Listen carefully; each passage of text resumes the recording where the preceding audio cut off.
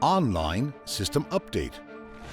Online System Update enables online updates and enhancements of the software components on your car. Thanks to this service, you can save your time and money because you do not have to visit your Škoda service partner.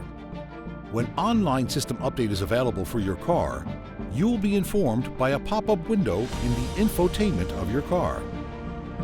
To process Online System Update in your car, you have to go through 3 simple stages, which are activation of Škoda Connect in your car, downloading, and installation of Online System Update. You press Download to start downloading of Online System Update. You can check out the progress bar of downloading. To do so, select Settings in the menu of your infotainment. In the Settings, press System Information. On the next screen, you press Online Download.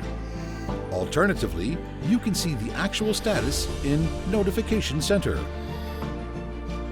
You are asked by a pop-up window to start the installation immediately after finished download and turned off ignition.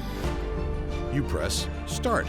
Please note that your Škoda Connect services, the automatic accident notification function and e-call will be unavailable for the stated time. Driving and using your car during the stated time is not recommended. In the meanwhile, you may leave your car. Finally, you are informed about successful Online System Update in your car's infotainment.